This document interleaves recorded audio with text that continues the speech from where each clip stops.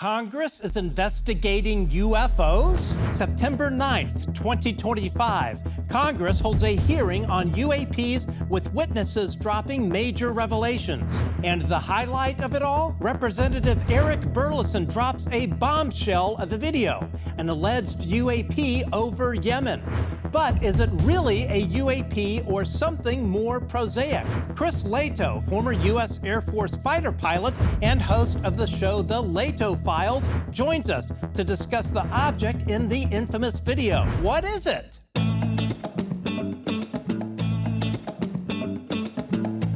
Hey everyone, welcome to the Good Trouble Show. I'm Matt Ford.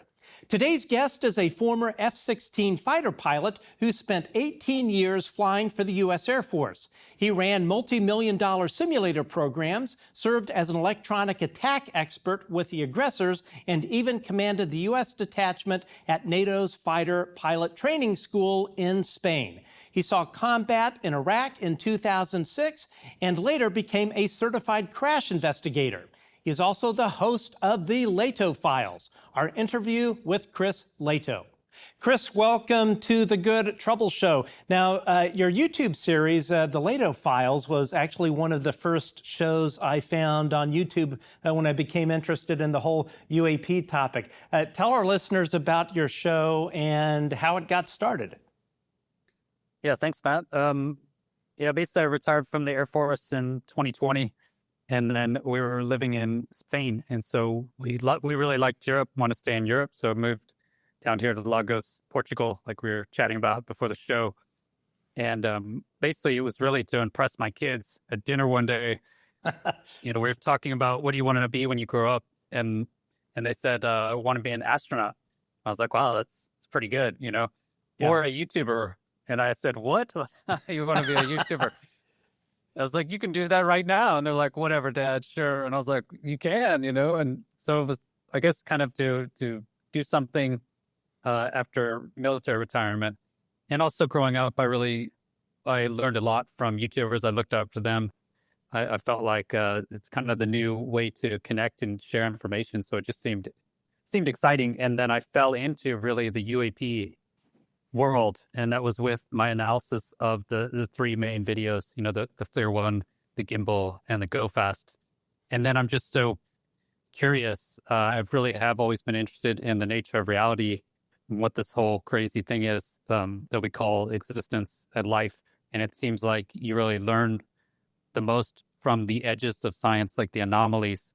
And so I was just kind of blown away. I didn't really know anything about UFOs growing up. I thought it was, not real pseudoscience kind of things. And then I started interviewing people and actually looked into it and saw, no, there is a there, and just continued down the path. And so here I am now. Yeah, it's interesting. You talk about kind of like the fringes of science. One of the quotes I heard from Dr. Gary Nolan, the Stanford professor, is what he's always interested in are the outliers. It's not the stuff that you expect to see. It's the stuff outside of the envelope that that's where the truly interesting stuff is. Now, Chris, you've had a really impressive career. Walk us through that, how you got started, and sort of the highlights that shaped you and sort of brought you to where you are today. Okay, yeah, thanks. I went to the Air Force Academy, so I just wanted something exciting. I like the idea of possibly flying fighters in the future, and it was interesting moving all around the world.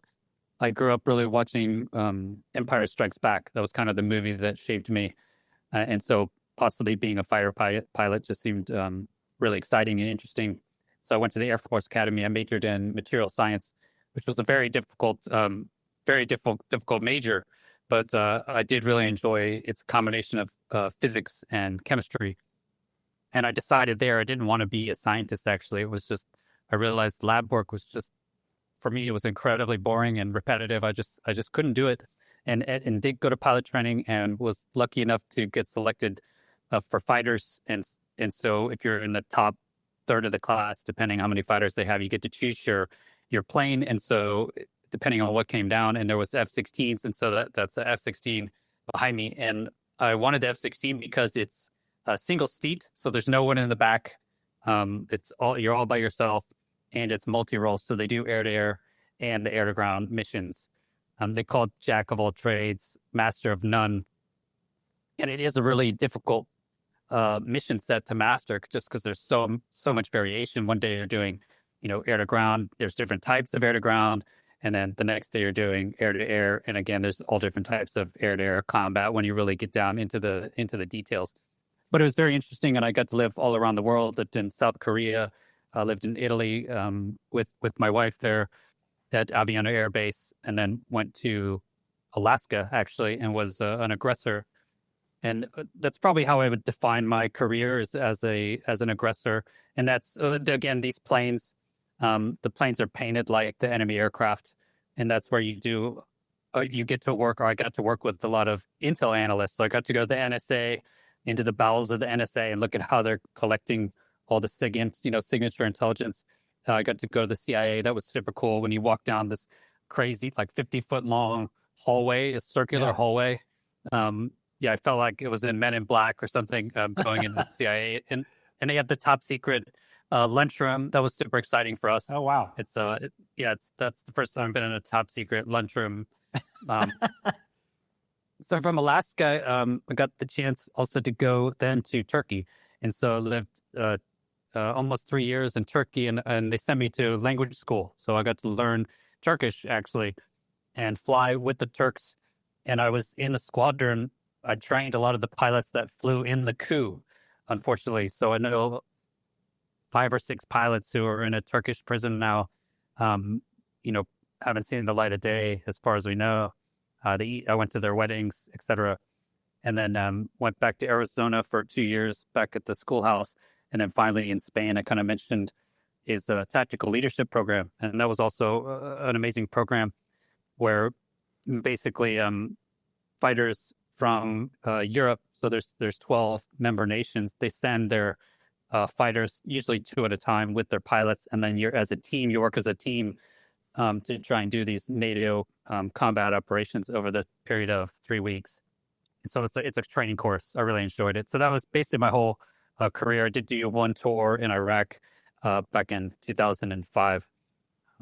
But yeah, also did an electronic attack in the aggressors. Again, that's why I kind of define myself, learning about how we fight with electrons. And so I learned a lot about electromagnetic spectrum. And I think that does play into analyzing this topic, learning about jamming, et cetera, like we talked about with FLIR 1. And the other kind of note is I was a crash safety investigator in Aviano.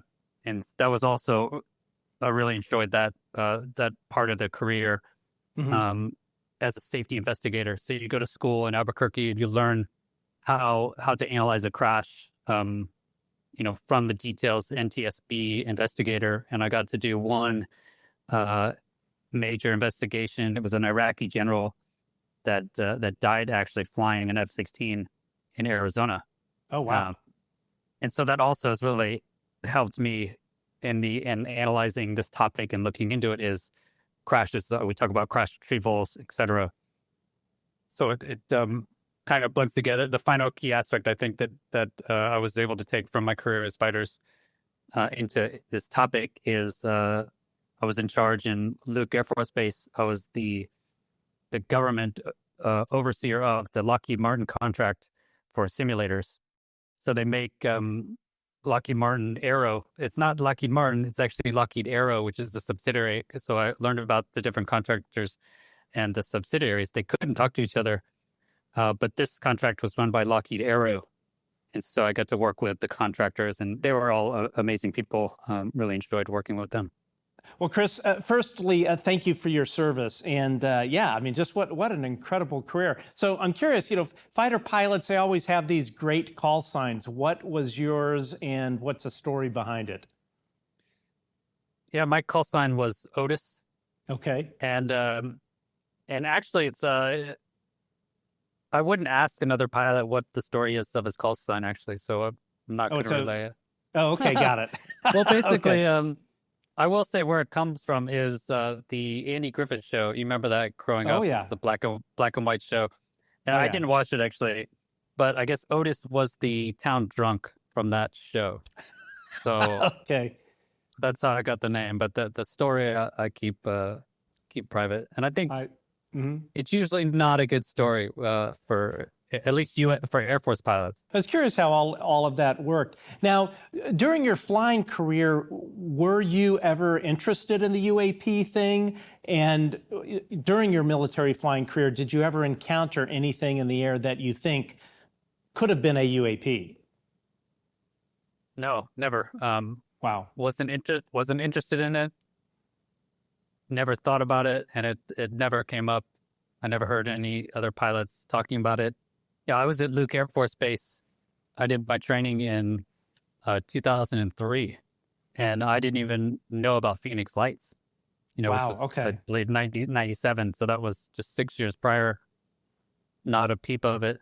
And then I grew up, like I said, with as a scientist, or at least went to school to possibly be a scientist, and then really just believed all the mainstream. And now I've completely flipped, looking into it more. Now I firmly believe most of our science is just completely wrong. It's based on just incorrect fundamental assumptions, which has always been the case in the past, right? We just assume that now somehow we've solved it, and the people that were around 200 years ago who are exactly the same as us, evolutionary, genetically, exactly the same. We're like, no, we know more than them, Yeah. but it's just history repeats. So no, now I firmly believe there's undoubtedly other forms of life. I think there's other forms of life on this planet. I think you can see it. And I believe the UAP phenomenon. I've just interviewed way too many people. Like just my recent interview that I just released, at least yesterday as we're recording this, was Dan Isbell. Okay. And I mean, my career looks, like a joke compared to his career. He flew 70 plus aircraft. He's flown everything. He flew the Goodyear blimp, Wow. U-2s, several helicopters. He was in charge of the F-22 test program. He knew about the B-2 before anything. He's been to Area 51. He said he's worked there. I don't know how many times, but I assume a lot. He was in, and then after he retired from the Air Force, he was worked with directed energy weapons. And Okay. just completely credible person. And he has 4 up close UAP encounters. And if anyone can identify something, he could. He's the person. Yeah, he's exactly the guy. If we need someone to identify, if it's ours or foreign technology or anomalous craft, this is the guy. And he's like, yeah, of course. It moved, its movements, it just, completely stopped. No inertia, no sound, plasma. He talked about deep focus lasers, shining on him. So I think without a doubt, that's what is most interesting to me about the UAP topic. Not just that it really affirms in my mind that we're not alone, which I completely am highly confident that we're not alone. Sure. But also I think that's where we can learn. You mentioned at the beginning of the show is we learn from anomalies, like Gary Nolan said. And I think if we want to know where the new physics lies or what's the next step, we should look there. It's all telepathic communication. There's some sort of conscious element related to it. And then it's all electromagnetic energy. And it seems like they're drawing it from the quantum vacuum, we call it now. But quantum vacuum, I think, is just a new word for the ether. There is a medium that pervades space. In the past, it was called the ethereal ether, but now they call it the quantum vacuum. And they just because you can't say the word ether. That's what I finally figured out. Really? They just changed the name. Yeah, it's we started using UAP. Right. I get a lot of the old schoolers are mad that we say UAP. They're like, just call it a UFO.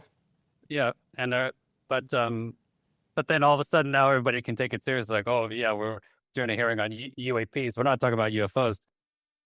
And I think it's similar. Yeah, I think it is. The quantum vacuum is the ether. It is a medium that pervades space.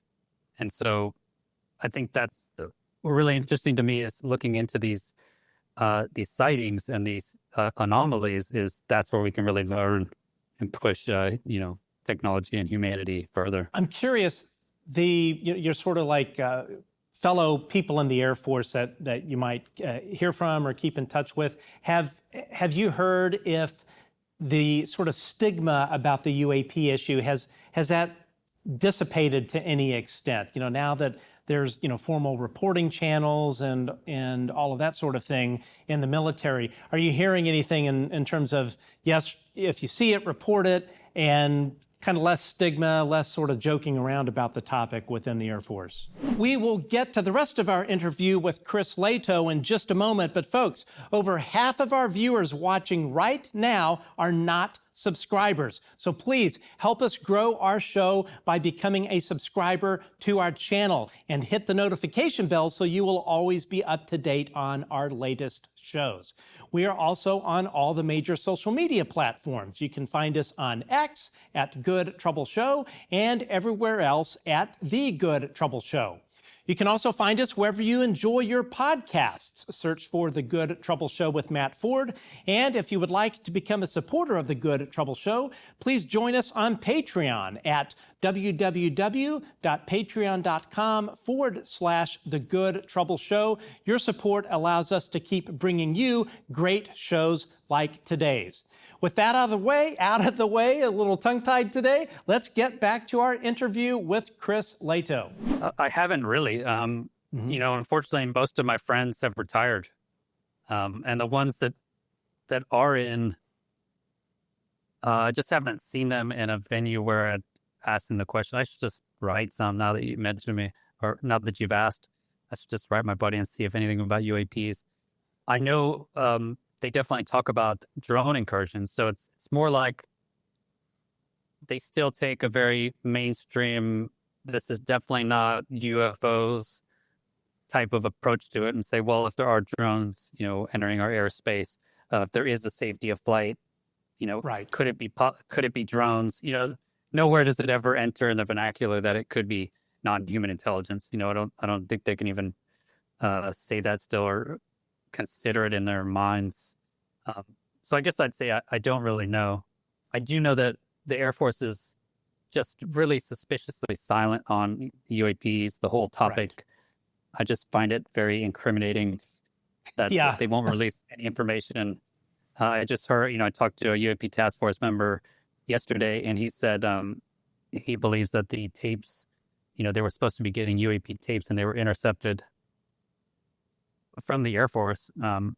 So I don't know. The Air Force definitely they look guilty of something. I don't know what it is. Yeah, I would definitely say so. It was interesting back it was the end of last year, talking about the drones. I had this former chief of police of Ord, Nebraska, reach out, who was a witness to the 2019-2020 drone incidents that were occurring over Nebraska, and he had one-on-one encounters with these things. And he also put me in touch with, I think it was 5 to 6 former or current law enforcement people in the sheriff's department who also were there and witnessed these things. And it was only Chris that was willing to go public. He came on our show.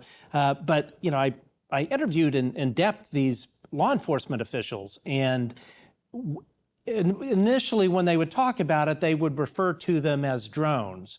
And then when I would sort of, really kind of dig into it and have them describe in detail, well, what did they look like? How did they behave?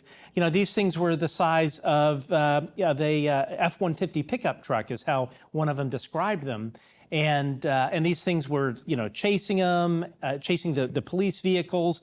And at the end of my interview with these folks that did not want to go public, I said to them, do you really think these are drones from, say, China or Russia, or do you think that these things are from somewhere not from Earth? And unequivocally, they all said these were definitely not from here. And so it's interesting how I think it's sort of human nature. People will go for the kind of simple explanation first, it's a drone from such and such, rather than consider, well, there's some markers here, some signals that indicate that these things are probably not man-made. Yeah, I think I even watched that show, actually. your show on the Oklahoma sheriffs, and I've covered quite a few stories where, there was one in Michigan, I believe. Okay. I'd have to go check several years back, but you had multiple sheriffs from different counties seeing the exact same just insane object, which is basically a giant flying building with lights on it.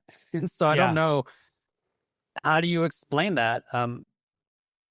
You can't explain it away. You can't say that multiple sheriffs who we trust to, protect us would go on camera and say that they saw this from different counties with their own eyes, and that it moved at speeds that you can't imagine, basically light speed, essentially, and then you can track it from county to county. It just makes no sense. None. And yet there's just this collective stigma where we're just going to act like it didn't happen. Right. Oh, yeah. It's so foreign. We just act like it just never happened. Well, it was interesting. I spoke again with it might have been Chris Grooms, who was the former chief of actually it was Chris Grooms, the former chief of police, that related this part of the story. The drones, I use air quotes, were so prolific. There were so many of them. And again, like Ord, Nebraska is like a town of, I think, like 3,000 or 4,000. But these anomalous vehicles were harassing cattle, shining lights into ranchers' windows. I mean, it was like seriously off the rails. So the sheriff of I forget the name of the county that Ord is in. He was on the horn with the Department of Homeland Security, FBI. All of this stuff, they're reporting all of these things to these various three-letter agencies, and apparently there was like some kind of task force. But after like 3 months, people just stopped returning calls. Nothing. It was like, oh, nothing happened. It was really interesting. After it sort of reached a certain point, it seemed to be kind of swept under the rug, which is really unfortunate. Now, talking about uncovering things and seeing what has been swept under the rug. Early last month, the Congressional Task Force on the Declassification of Federal Secrets held the hearing, this UFO hearing, called Restoring Public Trust Through UAP Transparency and Whistleblower Protection. It was chaired by Congresswoman Anna Paulina Luna, who happens to be my congressional crush, by the way. But what was your take on the hearing, and how do you think it moved the ball forward, or do you think it moved the ball forward in terms of UAP disclosure? I thought the hearing was amazing, actually. I really liked it. I thought the Congress people seemed just a different level of knowledgeable since, the first hearing. All of them asked very specific questions. You can tell that they've just been much more seasoned in this topic. Like, I also liked it was bipartisan. I was kind of concerned that it seemed like the task force was only going to be run with Republicans, but we saw Moskowitz there, and he was asking amazing questions. Like you said, we know we've been lied to. We know we're being lied to. We just don't know any of the details. So I think Congress, I saw, just was way more, in general, knowledgeable and seasoned. And then I thought the witnesses were actually really good. I was really excited to see Borland. I thought initially he came from a satellite background, worked at National Geospatial Agency, at least worked with them. So I was expecting him to say something about the orbs that we've heard about. John Ramirez, I interviewed him, and he's talked about these orbs that have been on IR. I think Christopher Mellon's also made a lot of statements talking about there is better satellite data, unequivocal. Sure. Videos and IR, et cetera, of these orbs flying to the poles, et cetera. So I guess I was expecting to hear something like that. And instead, Borland talks about just 100 foot away or 150 foot away TR-3B sighting. Yeah. With just a triangle, and he gave the exact description that we've all heard about a TR-3B. And then he said it, fried his cell phone and then accelerated up. He could feel the kind of electromagnetic propulsion. That's amazing, to hear that in Congress. And then he also said that there's been serious intimidation. You know, basically his life was essentially ruined. He was blacklisted just for, I guess, talking about this, bringing this out. So I thought that was amazing, as well as Wiggins. You know, I think Chief Wiggins, again, is the first active duty military member to testify on this topic. And his sighting is amazing. I'm really excited about the USS Jackson. It's clearly a tic tac. You know, he's 23 years of experience now, so he has decades of experience doing that job right there. And he knows what targets should look like. He knows what it should look like in the infrared. He knows how to use the radar. You know, he's been controlling, or at least coordinating helicopter operations around ships for decades, literally. So this sighting, I think, is the best. And Anna Paulina Luna just led with that video. So I think that whole case is awesome. You know, we had FLIR. Obviously, they showed it. It looks like a tic tac. We have witnesses, active duty witnesses, you know, so he's not going to lie under oath. I would assume not. So very credible. And then, you know, they have radar data somewhere. This is from 2023. And then we can follow it back to Arrow. Like, why didn't Arrow investigate this? Have they? And so this topic, this one event, I think is all we really need to push the topic further. And so I really focused on USS Jackson, as well as I thought George Knapp was awesome with the Russia files. I think that's really beneficial. I thought he spoke very well. I think that's the general consensus. And then you also have Nusatelli. We'd heard his claims before, where he's out as security forces, so Air Force security forces. And this seems like we should have many witnesses. Right. What I considered just from his testimony as security forces are out there, and they're the ones really guarding all the nuclear weapons. Right. Is your security forces, like Mario Woods, he was security forces. I interviewed him. And so I think security forces must have hundreds of UAP witnesses out there. Nusatelli said there were multiple witnesses that saw the same thing that he saw. And so he also mentioned witness intimidation, which is really interesting. And then finally we had Spielberger, who was kind of an add-on. I didn't know anything about him. Same here. But talking about, the whistleblower protection. So obviously whistleblowers are still getting hammered. They get hammered from all sides. Like the UFO community hammers them, it says terrible things about them. Oh, yeah. Probably mainstream says terrible things about them. They don't make any money, or, Right. It's so no real benefit for them coming out. So I really am grateful and respect every whistleblower or witness who has the courage to really take that step and go public. I think we should all be appreciative. So overall, I thought the hearing was amazing. The thing I really don't like, which as I'm not happy about, is the Yemen UAP video, which was basically just anonymously added. And I think it's clearly a balloon shoot down by a Hellfire. I think it's obviously that. We can go through why I think that. But the problem is we have all this amazing, I went through those topics, those events, the USS Jackson, et cetera, really amazing stories that I think will push this forward.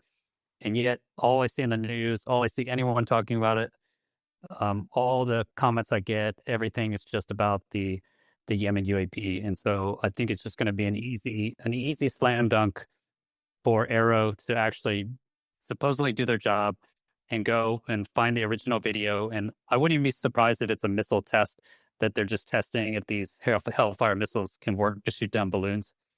Interesting. Yeah, and we're going to dig it. Sorry, go ahead. No, that's it. I'm just really disappointed and frustrated that everyone's just talking about the Yemen UAP, and I see this backfiring, and they're easily going to be able to debunk it and now disregard all of the amazing evidence that was at the UAP hearing.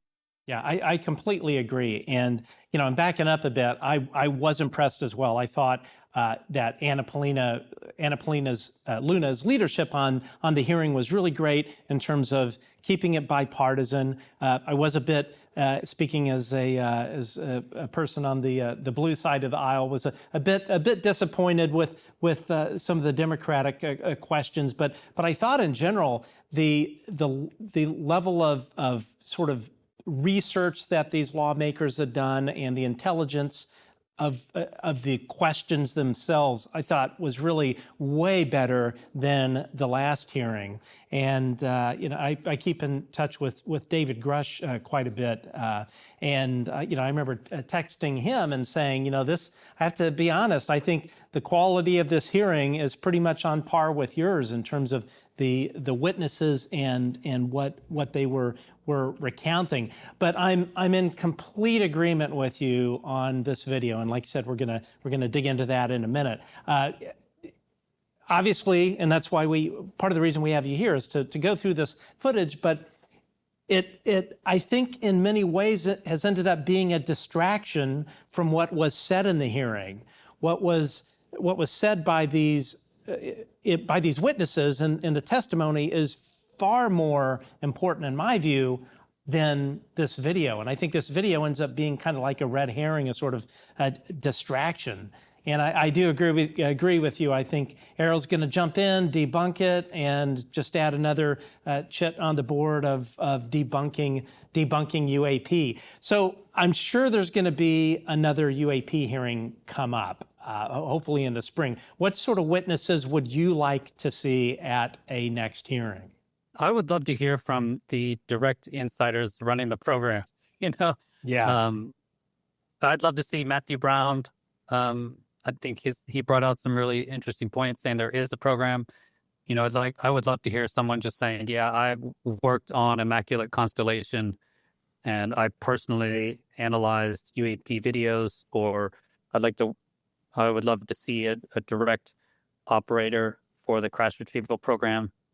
I think, yeah, I don't know if that would ever happen, but that would be amazing to see something like that, a direct witness. Also, I think we already have great witnesses as well, in Bob Sullis and Robert Jacobs.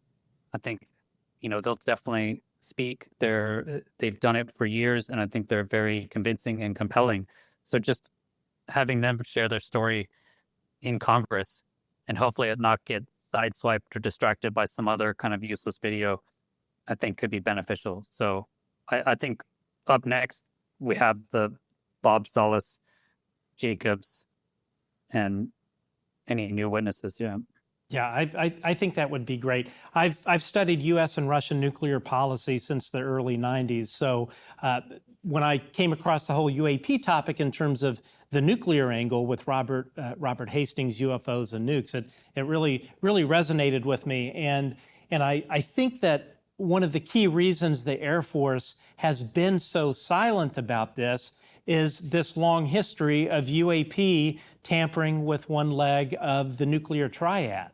And you were talking about sort of the above ground nuclear personnel, Mario Woods, whose experiences, his stories are pretty amazing. But and this is just completely a guess on my part, but there is just literally no one coming forward from the Air Force nuclear community to discuss any of these things. And I can tell you that there have been recent incidents with the Minuteman III platform of UAP tampering, again, with the Minuteman III ICBM. So the only thing I can think of is after Salas and Jacobs and Mario Woods came down, I'm guessing that AFOSI just clamped down on it big time. And if any of these Air Force personnel have any sort of experience with it, it's like, here's your NDA, don't even think about talking to anyone. What are your thoughts on that? You mentioned the one leg of the triad, but also there were, if you remember, Rendlesham, I think is direct, again, tons of evidence saying that it's also the aircraft leg. Right. The triad is the submarines, and then aircraft launched nuclear missiles, and then ICBMs. And the guy I mentioned, Dan Isbell, he was actually on nuclear weapon alert. Not when he saw it, he was off duty, really saw it near a golf course, but that was the same night as Rendlesham. It's called Upper Hayford.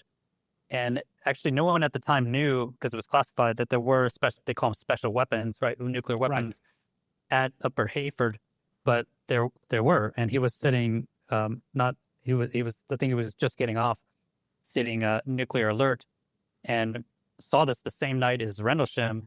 And at Rendlesham, you have Bentwaters, and they have a large store of nuclear weapons, but actually there was a larger store of special weapons at Upper Hayford.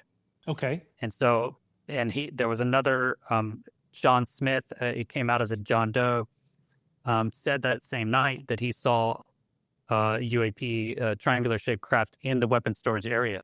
Wow. Actually shining down lights, doing crazy stuff. So and I wouldn't be surprised if actually we do have submarine encounters, when these nuclear, these special weapons or just your nuclear powered submarines. We have heard sightings near submarines, and I assume that they're also nuclear powered. So I think it's all three legs of the triad, but I would love to see that as well. Yeah, no, I do agree. And I have been told by one particular high-ranking source that the Trident ICBMs on our ballistic missile subs on the Ohio class, that they are indeed being tampered with. So, so clearly, the nuclear weapons angle, I think, is incredibly important because, part of deterrence is having a deterrent counterforce that is going to be survivable in a first strike. So if you do not have that reserve force that is reliable, then the other side, if they are aware of it, they are more inclined to initiate a first strike, just from the sense of if the opposing side's counterforce is disabled or degraded, it upsets that sort of nuclear balance, which is really disturbing. And prior to all of these orbs appearing in the UK, it was a new agreement signed, and so all of the tactical nukes had been moved out of there years and years before, but they had this new agreement, I'm sure because of Ukraine, to station these special weapons back in the UK. And the one, and again, I can't remember the Air Force base, but that was the one where these drones, I use air quotes, were reported initially. So, yeah, I'm with you on that. I definitely think that there is a nuclear angle, and I also think too that powers that be, in particular, they're really wanting to debunk the nuclear cases. There was a Wall Street Journal article from Joel Schechtman and Aruna Viswanathan. And I'm curious, what was your take on that Wall Street Journal article? It was actually a two-parter on UAP, because it did talk about the nuclear angle and also Bob Salas. Yeah, actually, I didn't even read it, Matt. Oh, sorry. You're not. No, you're. No. Trust me. No, I heard it was a waste of time, and I was like, I'm not even going to read it. I don't. Oh yeah, it was. It should have been. It would better have been on the National Enquirer. So yeah. So Chris, you're definitely not missing anything there. Now we were talking about this video. So of course, during the UAP hearing, Representative Eric Burleson played this video that was anonymously. Can't talk today. Anonymously sent to him. I'm going to play this clip. And as someone that has part of their career looked at this kind of sensor footage, I would love to get your feedback. So what are we looking at here? Okay, so this is, we're basically narrowly zoomed in from above on a target, right? So it's locked. You can see the little crosshairs locked around the object. And then as we see there, it's hit. Okay, and what you'll notice is the object then breaks apart, and he has to go to a wide field of view. So basically, if we lose the target, then we shift to a wide field of view. So there's an operator, a human controlling this from far away, probably in the desert out in near Las Vegas. And there's a Reaper drone. And this is in, because I understand there are different modes of infrared, is that correct? Yeah, there's different types. This is Basically, it's near or medium wave IR infrared. So it's not the type of infrared that you just buy at the hardware store. That's going to be your far infrared where it's just heat, the red and yellow. So these are liquid cooled, military grade systems. And so they really tell temperature differences. So what's great is you can see at night, you can see through more dust, you can see through smoke. So we're basically looking at just the infrared picture. And this is what confuses a lot of people is infrared is not the same as optical. It's a different spectrum and things just look differently. You get weird artifacts, you get weird effects. It's basically a simulated image. In the HUD here, what does LRD, LASE, and DES stand for? Yeah, so that is laser range designator, LASE, and designator. So LRD is laser range designator, and then it says LASE designate. I don't know why it says it twice. Okay. But basically, the biggest limfac or limitation really to any sensor, especially the infrared, is we don't get range. So infrared, we have that on our aircraft, right? Fighters, we've used infrared sensors for literally decades. And so it allows you to see at night, but it is a passive sensor. So we don't know the range. We don't know the range. Passive means it just receives. So this is great if you don't want to give away your position to the enemy, right? If you want to maintain your stealth element of surprise, which is very important. So it's a passive sensor. Unlike radar, right? Radar, it sends out radar waves, and then the waves bounce off the object or target and bounce back, and you get a bunch of information that way. But when you're sending out those electric waves, the target can detect it. And so that's where we have radar detectors, right? Same thing. Just think of your police forces. They're going to use radar to get your speed. They also have lasers, right? They can also use lasers to get your speed. In this case, this is a laser range designator. So it's just a ranging laser. So just think of the lasers you use, from Home Depot to get range instead of a tape measure. That's what it's doing. So this is the one key difference that I can really be quite confident that this is a balloon, is unlike GoFast, unlike Gimbal, unlike FLIR, in this, we actually have the range. So we can see the range down the bottom right. You'll see some little numbers down there. It looks like 5.3. Okay. And so we actually do have the range to this object. And from that, based on trigonometry, we know at target impact, it's at 3.1 nautical miles. That's how far away the target is. And then after target impact, it loses the lock, and then it goes to 6.1 nautical miles right here. So that's going to be the lasers then bouncing off the water. Or actually it just uses a model inside the aircraft because it knows, especially over the water, it's all sea level, right? So it knows the altitude. It knows the altitude of the drone, has a really accurate INS. So from trigonometry, we can determine that this object is at 12,400 feet, plus or minus, say, 100 feet. And we can also tell in the upper right corner, you can see for a split second throughout I don't know the exact frame, but it says 24,529 feet, I believe.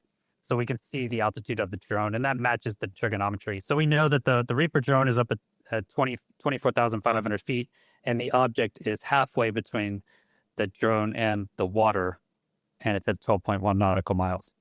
So looking at this thing, is this a weather balloon? Is it an intelligence gathering balloon? What is your best guess as to what we're looking at? I mean, I can't identify it. I do think it is the balloon, actually. And every day we send up thousands, maybe tens of thousands of meteorological balloons. That's how we know wind speeds at altitude.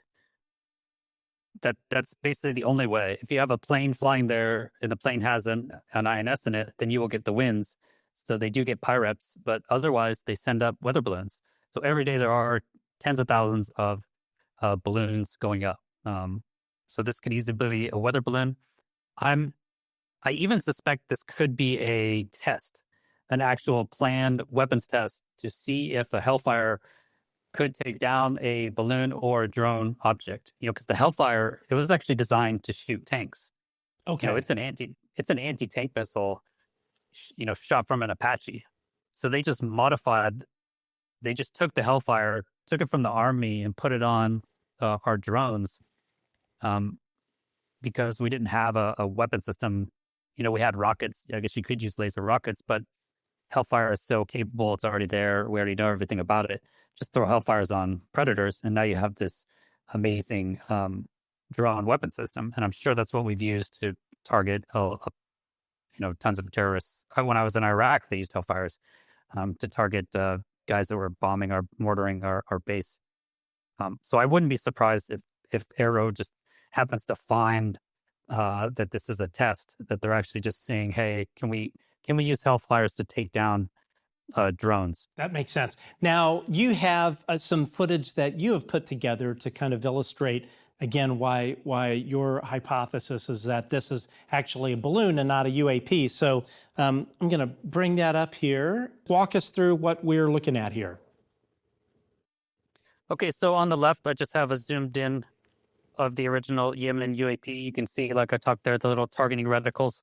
So the targeting pod is locked onto this object, and so that's why you'll see it right in the center of the frame.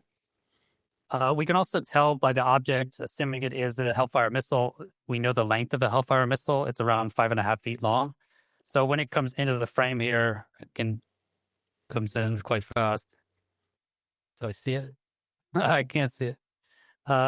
Anyway, we can tell that the frame is, this object is around 8 feet across, and it doesn't look, it's not fully round. So my, analysis or speculation is that this is a deflated weather balloon. I've launched a high altitude balloon. We've launched for UAP Society. We launched one that went up to 60,000 feet, and they start out not fully inflated, right? They're not going to be round. We know this is down at 12,500 feet. So I think that's why it looks kind of misshapen, is that it's not fully inflated. Okay. And so that's the object on the left, and on the right, I have the famous Chinese spy balloon, right? And right. So this thing was up at 60,000 feet when it was shot down. So I think it's going to be fully inflated, and it's a much larger balloon.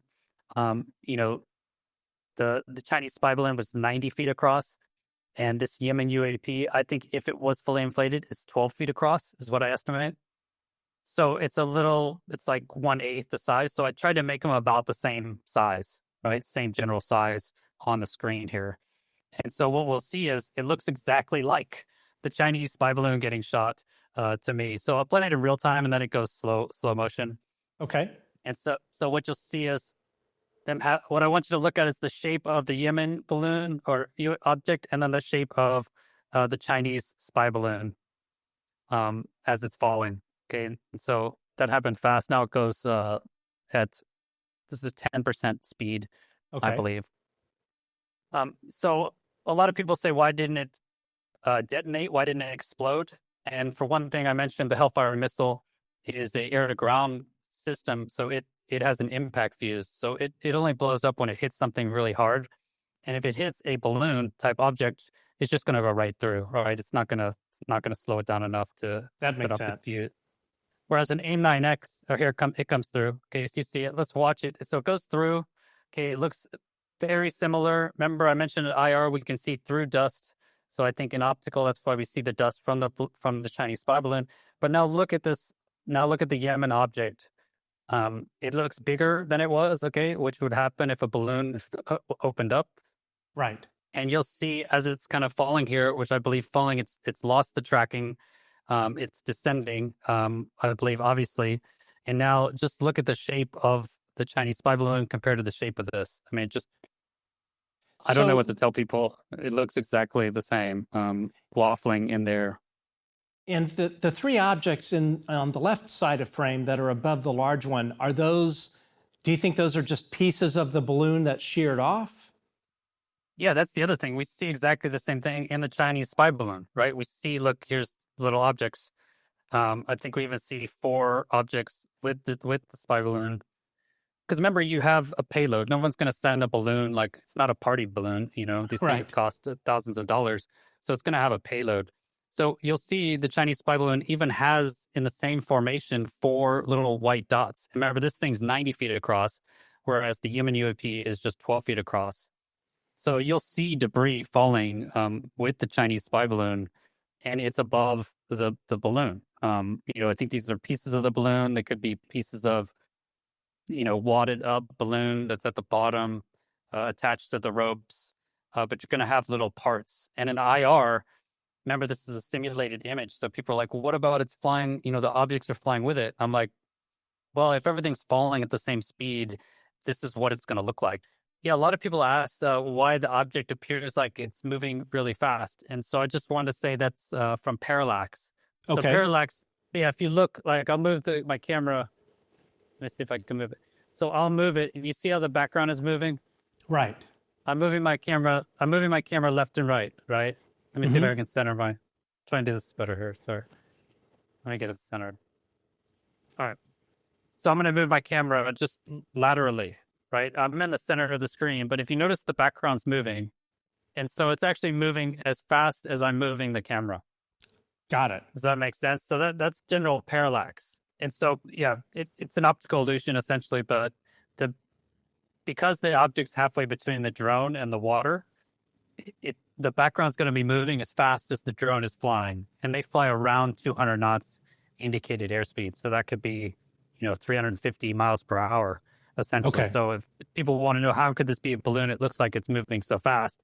It's that optical illusion, and the object just happens to be right at the halfway point. So you're getting maximum parallax. So the object is probably not going that fast, is what I think. It could easily be going wind speeds, with parallax in the background. And by the way, it's below the cursors, right? So that he's in a manual track now, but he's having to actually slew down and to the left. So, well, Ryan Graves said, yeah, it falls on a parabolic trajectory. I think if we had the next 1 minute of video of the Yemen UAP, then we would see it hit the water like the Chinese spy balloon did. One of the things I wondered was the oval shape. I'm like, oh, that's a tic tac. But how you're explaining it, that completely makes sense as far as it being misshapen.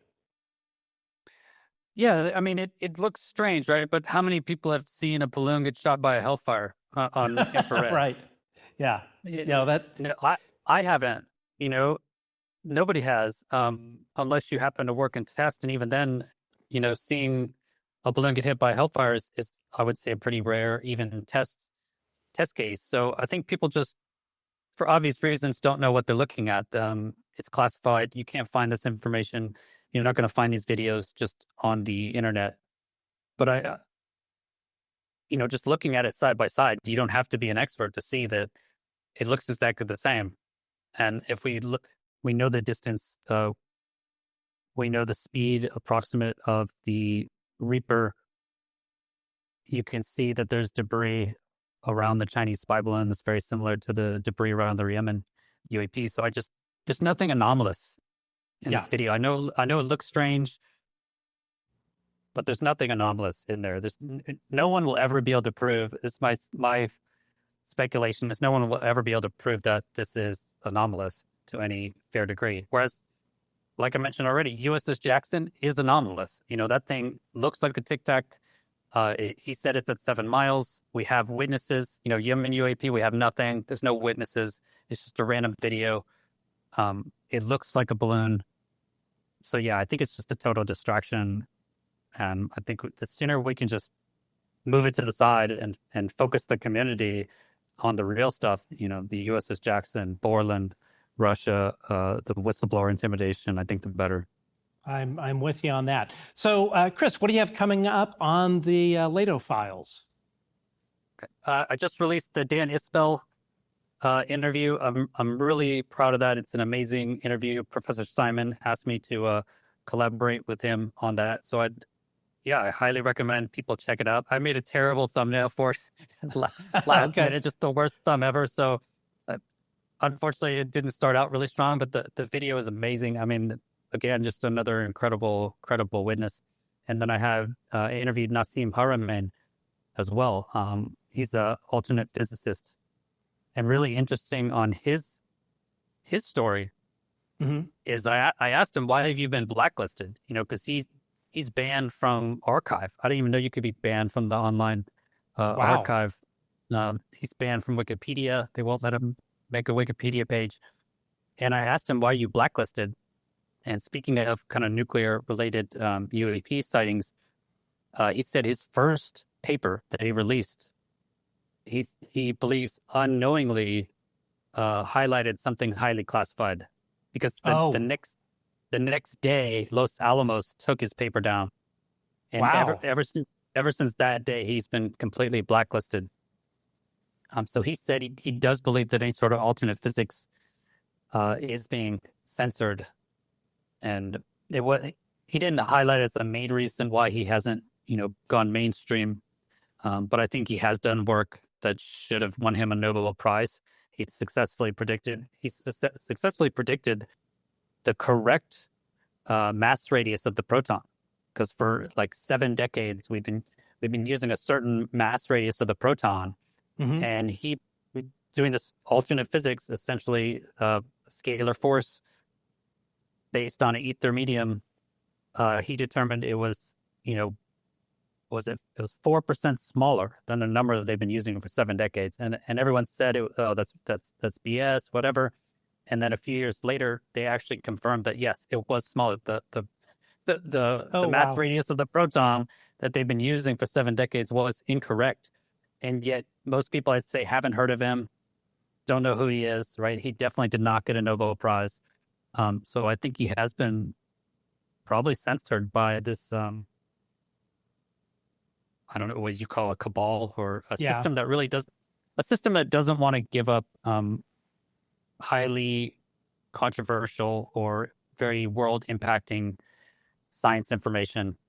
Well, Chris, thanks for joining us. We would love to have you back on the show, hopefully to analyze some real UAP footage. That would be great. That would be great, Matt. No, thanks so much. Your audience is awesome. I know they're super dedicated, and I love all your exciting, if you will, posts that you make on X. I appreciate everything you've done, and I'm really glad we're connecting now. I wish it was sooner, but I'll have to have you on my show sometime, and hopefully we can meet in person one of these days. I'd love that, and absolutely yes to both. Okay, well, thanks for joining us, Chris, and we will see you again soon.